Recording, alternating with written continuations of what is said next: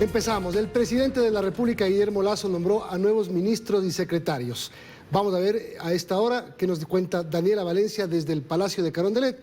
Hola Daniela, buenas noches. Danos detalles de los cambios en el gabinete.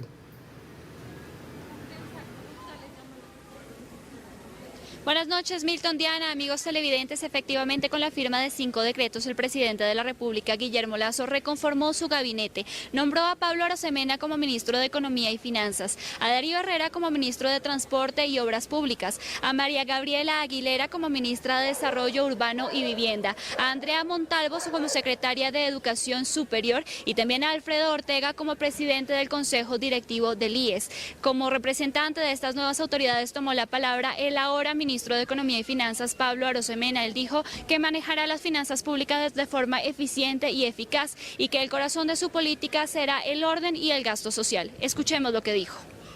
Nuestra economía atraviesa un proceso de reactivación que es trascendental para el desarrollo de un mejor país y se necesita que los escasos recursos del Estado sean administrados con criterios de eficiencia y equidad.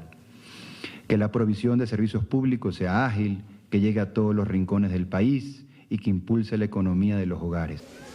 Aunque el presidente de la República, Guillermo Lasso, aseguró que estos cambios no corresponden a la coyuntura, al paro nacional, sí criticó que durante estos 18 días de protesta el país haya perdido $1.000 millones. Incluso le pidió a organismos internacionales como la UNICEF que analicen la presencia de menores de edad durante estos días. Producidos en nuestros campos, en nuestra ganadería, que muy bien hubieran servido para muchos de aquellos niños que no tenían por qué estar presentes en las actividades de protesta. Yo llamo a los organismos internacionales, a los derechos humanos y particularmente a la UNICEF, llamada a cuidar los derechos de los niños, niñas y adolescentes, que se pregunten, ¿qué hacen los niños en una protesta social donde infiltrados provocan violencia para herir y hasta para matar? Durante su intervención también dio duras declaraciones respecto a la corrupción. Dijo que de forma diaria a su despacho llegan solicitudes de sobornos y corrupción y que en este caso el gobierno no se prestará a entregar hospitales a cambio de votos. Escuchemos al primer mandatario. Es que el gobierno no tiene operadores políticos. Es que el gobierno no tiene experiencia política. Y esta es una buena oportunidad para decir que aciertan los que afirman eso. Nosotros no tenemos ni hombres ni mujeres del maletín.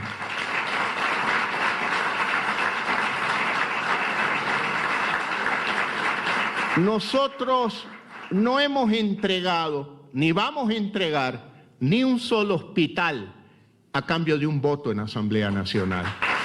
Finalmente agradeció a los ministros salientes. Por ejemplo, al exministro de Economía y Finanzas, Simón Cueva, dijo que recibió al país con un déficit de $7.000 millones y que logró reducirlo a $4.000 millones. Además, que el hito de lograr 9 millones de vacunados en 100 días siempre llevará el nombre de la exministra de Salud, Jimena Garzón. Es lo que les podemos compartir al momento. Regresamos con ustedes a estudios. Una buena noche. Buenas noches, Daniela, gracias por la información. Y también les contamos, será en la sede de la Conferencia Episcopal en el centro norte de Quito, en donde este jueves se lleve a cabo la primera mesa de diálogo entre el Ejecutivo y el sector indígena. Este encuentro será a puerta cerrada. El escenario en donde se puso fin a los 18 días de paro nacional se convertirá ahora en el escenario del diálogo. Este jueves a las 9 de la mañana la Conferencia Episcopal recibirá en su sede matriz a los representantes del gobierno y las 3 organizaciones indígenas que lideraron las manifestaciones, CONAIE, FEINA y FENOCIN. Y ahí se defina con mucha claridad lo que se ha establecido en el acuerdo, los temas, la metodología y la hoja de ruta. Es un trabajo que no comienza ahora y hay muchos temas que han sido analizados y que se los van a retomar. Por eso hablamos que luego se establecerán unas 10 mesas técnicas siguiendo el guión de los puntos presentados. Cada una de las partes podrá acudir a este encuentro con 3 representantes. En total, 15 personas participarán en esta primera mesa, pero posteriormente se podría incluir la guía de otros organismos técnicos. Los temas necesitan de personas peritas. Entonces, lógicamente nosotros como Conferencia Episcopal vamos a proponer también algunas personas de pronto de la academia. Este primer encuentro, señaló el titular religioso, será a puerta cerrada. Sin embargo, dijo que las resoluciones evidentemente se harán públicas con prontitud. Para nosotros tiene que ser algo público. Toala sostiene que al interior del movimiento indígena están conscientes de que no todos los temas se podrán resolver en 90 días, por lo que actuarán con madurez y responsabilidad luego de este periodo. Tenemos que estar muy conscientes que la mesa de diálogo no es para una solución inmediata. Con esto cierra de alguna forma la posibilidad de nuevas movilizaciones que solo fracturen aún más al país. Para Cabrera, esta es una actitud acertada, pues además de los temas técnicos, dice hay que trabajar en una reconstrucción de la sociedad ecuatoriana. El tema de la reconciliación yo creo que es una tarea de todos y cada uno de nosotros. No es fácil curar las heridas. Claro, nosotros decimos el perdón, pero es un perdón en justicia. No se trata de olvidar, sino de resarcir también aquello que se ha dañado, se ha destruido a los demás. En Quito, Belén Merizalde, 24 horas. La focalización de subsidios es uno de los temas decisivos que se pondrán sobre las mesas de diálogo entre el movimiento indígena y el gobierno. Analistas coinciden que más allá de plantear subsidios adicionales a los acordados, se debe trabajar en atender eficientemente salud, educación e incentivos agrícolas. De la mesa de diálogo que puso fin al paro salieron temas acordados y otros por acordar. La disminución de 15 centavos en total para las gasolinas y el diésel fue una de las decisiones tomadas. Pero sobre los combustibles hay una tarea pendiente, la focalización. Desde el gobierno, un tema que tomará su tiempo, dicen. Va a tomar un poco más de tiempo. Algunas ideas se dijeron ahí en la mesa, como la cuestión del transporte comunitario. Habría que definir sus contornos con mucha exactitud para que no se preste a manipulaciones. Mientras que desde el movimiento indígena hablan de beneficios adicionales para la transportación comunitaria. Entonces, aquí tenemos que entender, hay doble beneficio. Uno para total de la sociedad ecuatoriana, pero también uno para los que realmente estamos luchando, compañeras y compañeros. Entonces, ¿más subsidios? Desde el punto de vista político, si es que la CONAIE presiona suficiente, tal vez obtenga eso, pero eso no lo convierte a esto como una política sensata desde el punto de vista económico. Vicente Albornoz, analista económico, refiere además sobre lo complicado que resultaría implementar un sistema de subsidios focalizados. Al final lo que usted haría es hacer una lista de personas y a esas personas darles una especie de ticket físico o electrónico para que vayan a la gasolinera y no paguen todo lo que pagan los otros, sino paguen menos. Pero ¿se imagina usted el mercado negro que va a haber de esos tickets electrónicos o físicos para comprar combustible más barato? Entonces, cree, la discusión debe ir sobre todo en qué otros frentes atender. Cada dólar que se va a subsidiar cualquier cosa es un dólar que no se puede dedicar ni a salud, ni a educación, ni a seguridad, ni a policías, ni a militares, ni a jueces, ni a médicos, ni a enfermeras, ni a nada de lo que el Ecuador necesita. En eso coincide Napoleón Santamaría, abogado tributarista. ¿Cuánto va a asignar el Estado ecuatoriano por estos 5 centavos más? 120 millones más. Bien pudimos haber duplicado la asignación del Estado al Seguro Social Campesino y proveer mejor salud, que eso sí es una demanda urgente y necesaria de la población más desprotegida del país. Y es que aseguran los problemas sociales de fondo nada tienen que ver con el incremento o la disminución de los precios de los combustibles. Ahí el debate. En Guayaquil, Carlos Acoto, 24 horas. Al menos 5 grupos delictivos con prácticas de guerrilla urbana estarían actuando en el Ecuador, infiltrándose en las manifestaciones indígenas para generar violencia y terror. Según el Observatorio de Seguridad, la dirigencia indígena es permisiva con la infiltración de estos grupos.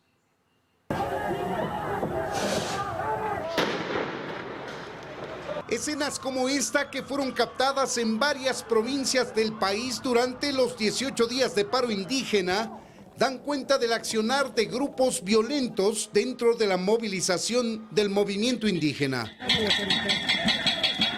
Son personas entrenadas con escudos domésticos y armas de fuego caseras, o esta suerte de bazuca improvisada con un tubo y un torpedo que pueden direccionarlo contra la fuerza pública y causar daños importantes a la integridad de los uniformados, si no la muerte.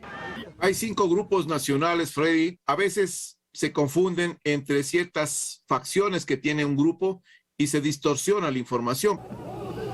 El exdirector de inteligencia del Ejército sostiene que son 4 grupos subversivos en formación y uno con entrenamiento político-militar más avanzado. Se trata de la Brigada Simón Bolívar y los Comités de Defensa de la Revolución, los CDRs, con vinculación al correísmo. El denominado Grupo Guevarista, el Sol Rojo o Puca Inti con prácticas mariateguistas y el colectivo insurgente. Ya está con entrenamiento en campamentos guerrilleros del Ejército de Liberación Nacional, se llama colectivo insurgente.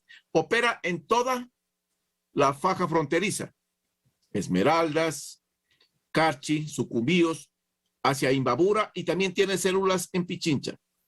Este grupo viene desde mucho tiempo atrás. Los servicios de inteligencia militar y policial están ahora mismo concluyendo los informes respectivos para remitirlos al CIES y hacer la lectura e interpretación correspondiente para elevar un informe al presidente de la República con circunscripciones geográficas incluso de dónde actúan. San Miguel del Común, el sector de Gualo, Tambillo, el sector del Troje, el sector de San Antonio de Pichincha. Yo no sé quiénes están entrenando en todos estos sectores porque nosotros vemos que no es pueblo. Yo voy muchos años en esto y normalmente siempre nos han lanzado hasta bombas molotov, nos han lanzado piedras, palos. Allí se determinará el accionar de estos grupos que, según Mario Pazmiño, aplican 5 estrategias de guerrilla urbana bien definidas que se pueden evidenciar con claridad. La Black Bloc, la guerra molecular disipada, la estrategia mariateguista, la de zonas de paz y corredores humanitarios y la estrategia Huipala. Ahora, si bien estos grupos actúan dentro de las manifestaciones indígenas, la dirigencia de la CONAIE sostiene que son infiltrados y que no tienen ninguna conexión. Porque si no es así, entonces, señores, ¿qué hace la primera fila de escuderos? ¿Qué hace la segunda fila de lanzadores de piedras? ¿Qué hace la tercera fila encargados de botar las bombas molotov? ¿Qué hace la cuarta fila encargada de lanzar estos petardos caseros?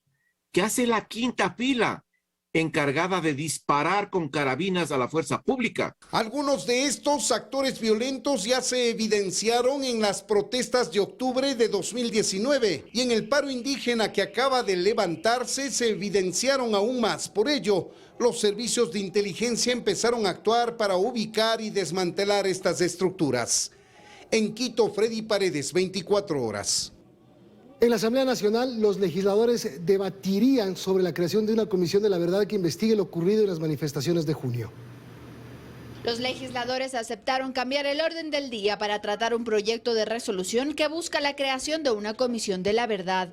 125 legisladores dieron paso y ahora deberán debatir la propuesta que nació de las filas correístas. Que no haya una injerencia política y que podamos escuchar a las víctimas, a los familiares de las víctimas y desde allí conocer la verdad, tener justicia, tener reparación y reconciliación. Desde el PSC señalan que es importante que se investigue lo ocurrido durante los 18 días de paro nacional, pero que esperan a ver cómo hacen la propuesta. Como el antecedente de nuevas amnistías, eso nos preocupa a nosotros. Si ese es el fin de esta comisión, no lo vamos a respaldar. Mientras desde el gobierno esperan que si se aprueba esta resolución, la investigación sea transparente e incluya a todos los sectores. Sabemos cómo funcionó la Comisión de la Verdad en el pasado respecto a octubre de 2019, entonces, ¿qué verdad quieren? La verdad de las personas que no pudieron trabajar 18 días, la verdad de los comerciantes que estuvieron paralizados, de las florícolas que les obligaron a protestar, de las personas que murieron, de los policías y militares que fueron golpeados o asesinados, o la verdad de los indígenas, la verdad de los grupos de agrícolas, etcétera. Yo creo que hay muchas versiones que desde luego tienen que ser contrastadas. El proyecto de resolución deberá debatirse y luego someterse a votación en el Pleno Legislativo, para lo cual requieren de 70 votos, que la nueva mayoría sí alcanzaría. Si eso sucede, sería la segunda investigación sobre este tema, pues la Comisión de Garantías Constitucionales también iniciará una indagación sobre los hechos de junio. En Quito, Andrea Samaniego, 24 horas.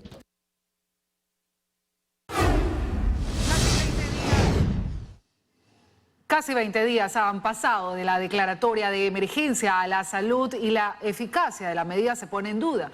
mientras que los familiares de pacientes aseguran que no hay medicina en los hospitales. Hasta el próximo 22 de agosto durará la emergencia decretada en el sistema de salud público del país. Han pasado casi 20 días del anuncio. ¿Y qué ha cambiado? En 2 de los hospitales públicos más grandes de Guayaquil, las respuestas son casi las mismas antes de la emergencia.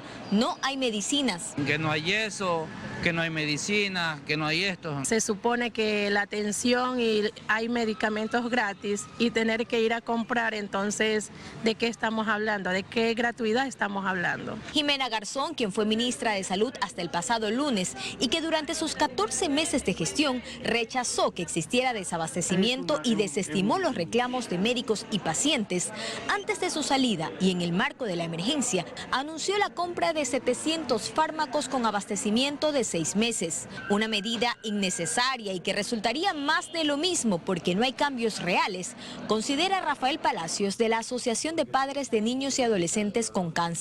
La declaratoria de emergencia debió decirse cómprese.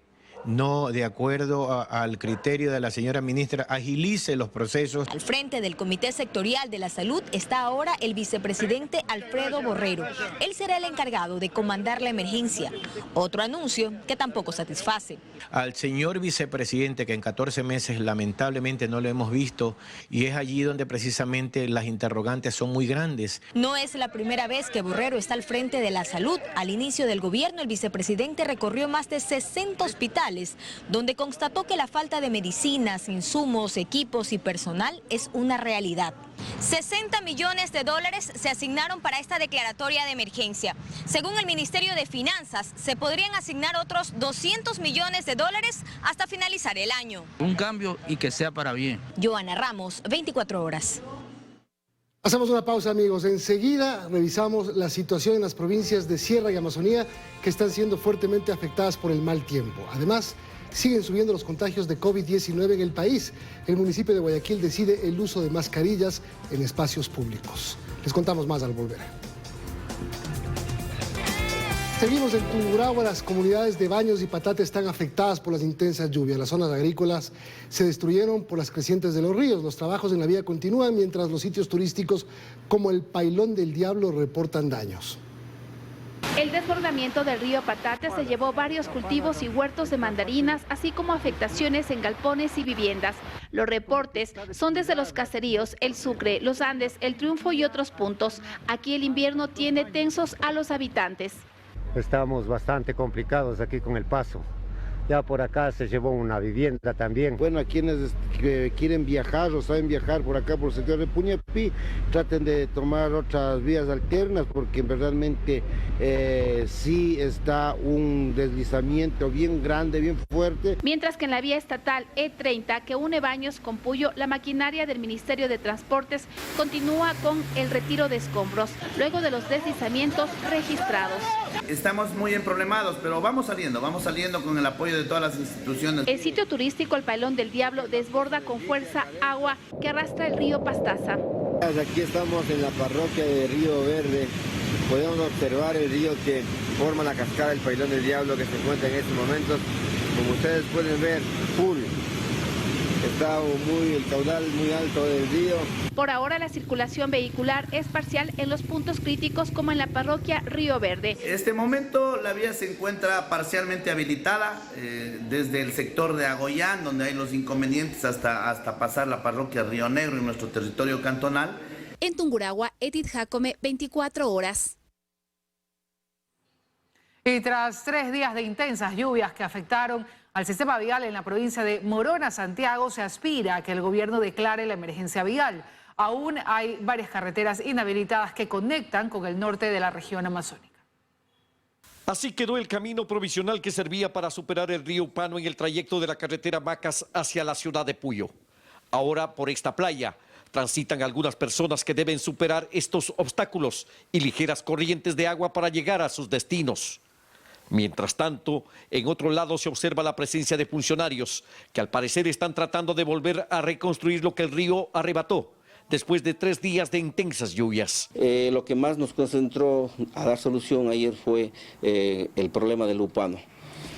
vuelta se vio afectado ese paso provisional emergente que se mantuvo por algún tiempo. Sin embargo, los acantilados que dejó la fuerte creciente del río Pano no es lo único que ha sucedido en esta provincia tras el fuerte temporal invernal, pues hay problemas en las carreteras Macas-Riobamba, Méndez-Guarumales-Cuenca, Limón-Gualaceo, Sixi-Gualaquiza, Méndez-Morona, que están en varios tramos inhabilitadas. Deberían tener la iniciativa de declarar en emergencia y con la emergencia, claro, tratar de solucionar los problemas de manera más inmediata. Por ahora, se anuncia que la cooperación interinstitucional local busca destinar recursos y apoyar con maquinaria para rehabilitar estos trayectos viales, que son de suma importancia para que este sector vuelva a integrarse al país.